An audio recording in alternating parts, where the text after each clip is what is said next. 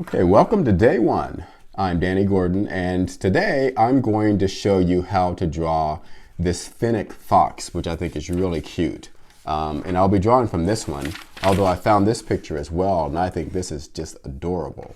But I'll be drawing from this one today. Now keep in mind that you can draw whichever animal from the list you saw earlier that you want to draw, right? Let's say you want to, in fact, I've drawn some of those animals before in my own style. Now keep in mind, you have your own style and this is mine. So see, I drew a giraffe, and I drew a tiger, I drew a lion, and I drew a cute panda.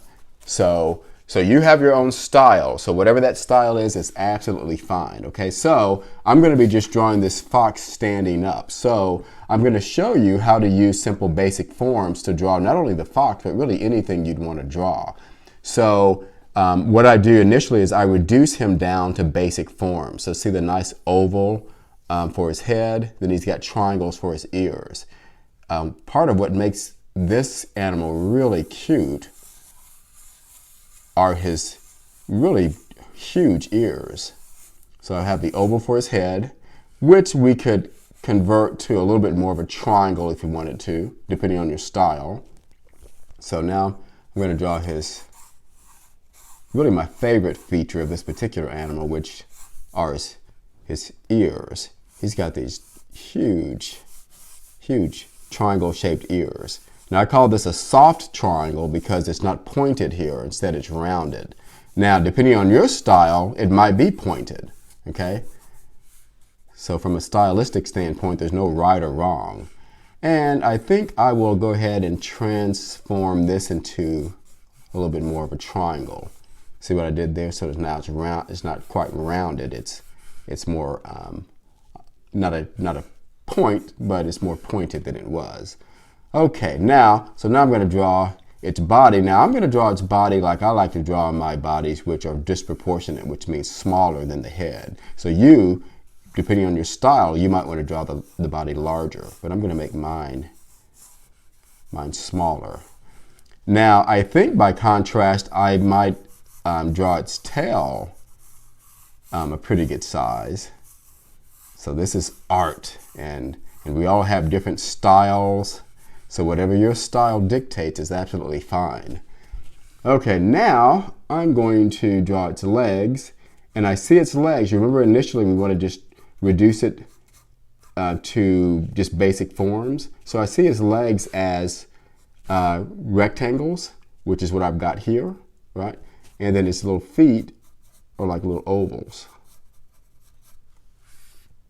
So that's the leg that's closest to us on the front.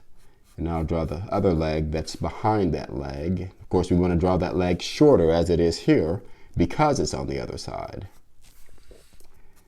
Let's see, now I'll draw its back legs. Now, its back legs they're like dog's legs. And so I won't explain that really because it would make the video too long. But what I'm going to do is see how I've started in here to address that part of its leg. See, if that looks like what letter does that look like? It probably looks like a letter of some type. But so now I'm just going to go ahead and indicate its foot. And I'm actually drawing this in the way that I don't teach kids how to draw because it's too difficult to do so. And that's what I call a line for line fashion. And so that's what I ended up doing though. So that's its back leg that's closest to us. Now the back leg on the other side, you won't see all of this particular part, and keep in mind that it is farther away, so we want to draw that shorter. So that's going to look kind of like this. Okay, now I'm going to erase the line here, putting this part of the leg in front of that part of the body. Okay, now let's see. So its eyes, I think, do I want to go cartoony? I think I won't for now. So I'm going to draw his eyes. I said that and I made them round, but you might draw his eyes more oval shaped or more almond shaped, really, like this. I think I'm going to make his eyes a little more sort of cartoony and make them round. I'm going to try this. I may or may not like this. I'll just see as I go along. It's fun to sort of make up things as you go along. But now as I do that, keep in mind that I'm keeping my lines nice and light. And that way, if I should mess up or want to change something like his eyes later on, I can do that successfully. Okay, now I'm going to get rid of this sketch mark here so that Okay, now let's see. I'm not liking the round eyes, I don't think so. See, I'm going to change them. But see, this is why it's so important to always keep your lines nice and light, because that allows you to make whatever kind of changes you want. I think I'm going to make them larger than they are here, but I think I'll keep them almond shaped. At least for now. Okay, now and he's got this, let's see, and he's got this kind of business going on here.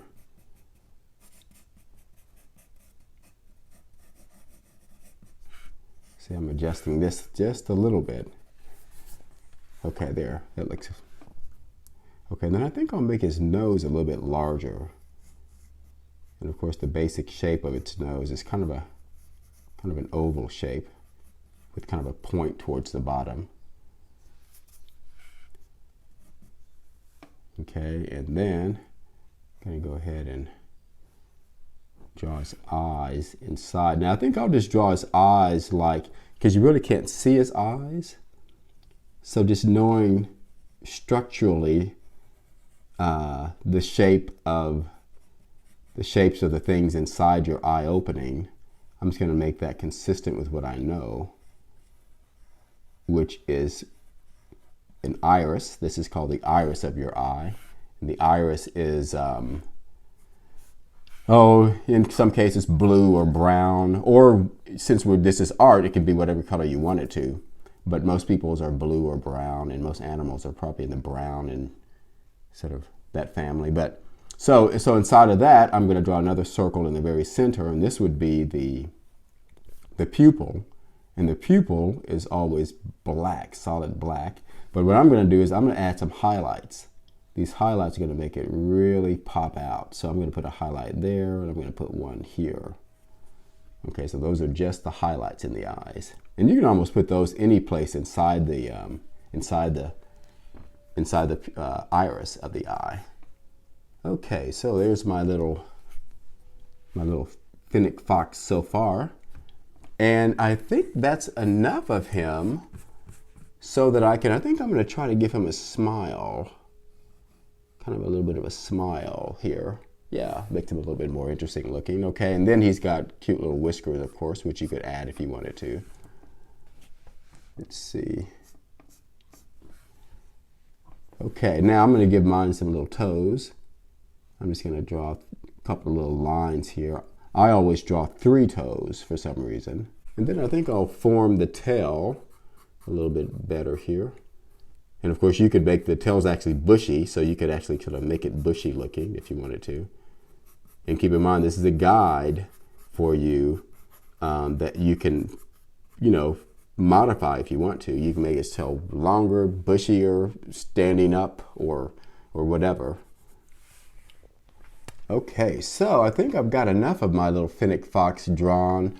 So now I'm going to go ahead and grab a Sharpie, and I'm going to grab a small Sharpie. I like the eyes, so I'm going to go ahead and start with the eyes.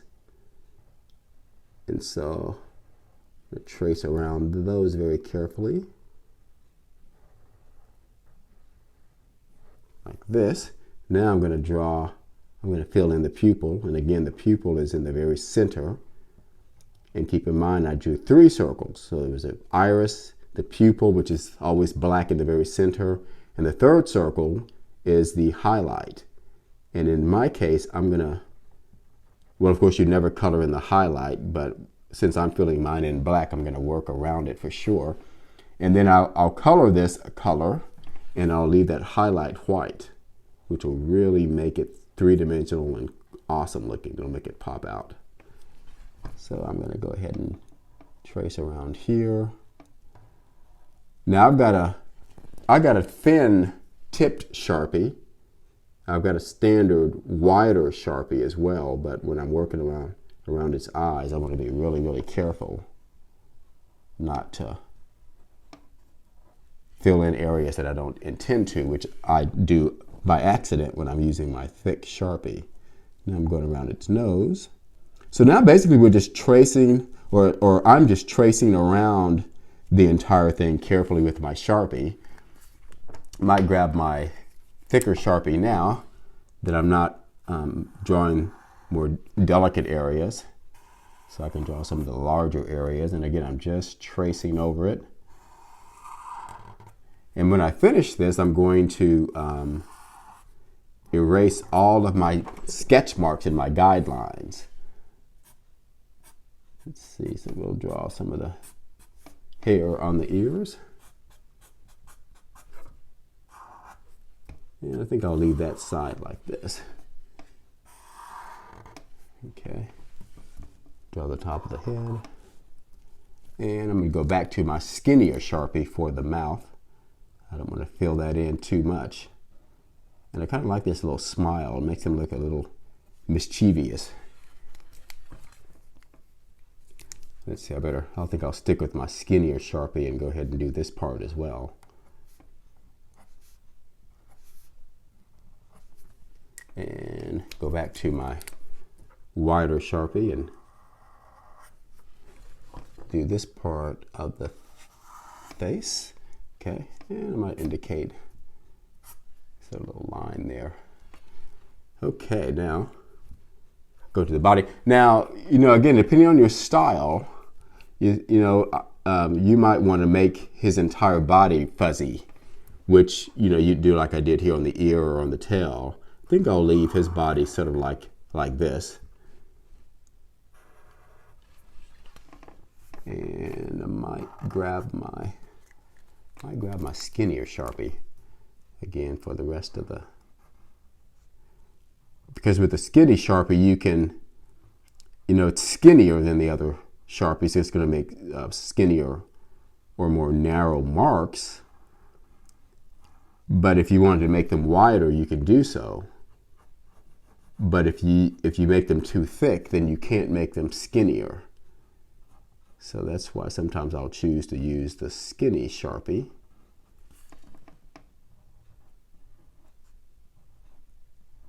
Doing a little bit more work sometimes, but again, you have better control over the thickness of your lines. And you want to make sure that they're not too thick. Okay, and notice how as I'm drawing these legs, see I'm going into this, see the oval here for the body? So notice how as I draw the legs, I'm going into the oval. You see, indicating the legs. Now I'll draw its front foot. And we'll do the last one. And again, I'm just sort of doubling up on my line weight with my skinnier Sharpie. And that way I won't make them too thick. Now when I say that, you really can't make them too thick per se. I mean, you can make them as thick as you want it to. In fact, I love art with really thick, bold lines. In fact, when I do art camps and art classes, I love showing kids how to make really bold lines. There's nothing wrong with them at all. So now I might add a little bit of a shadow on my little Fennic Fox. There, now it's got a little bit of a shadow underneath him. Okay, and that's awesome. I think I'll do with the shadow. Oh, let me get this little whiskers here as well. I do like the little whiskers. They add a little bit of character to them. And I'm going to do my little shadow, which mostly when I'm doing my standard art, my dog art, which is what I'm best known for, I just do that. I just shade that in with color. But in this case, I wanted to sort of do a little bit of a different look on it. So I'm going to go ahead and fill it in with lines. And so now what I'm going to do is I'm going to quickly erase I'm going to quickly erase my all my lines.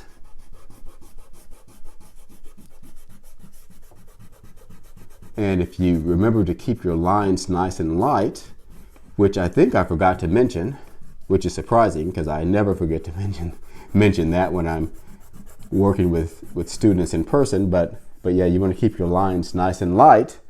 Therefore, they will all disappear, which is what happened to mine here. And so now we have a cute little Fennic Fox.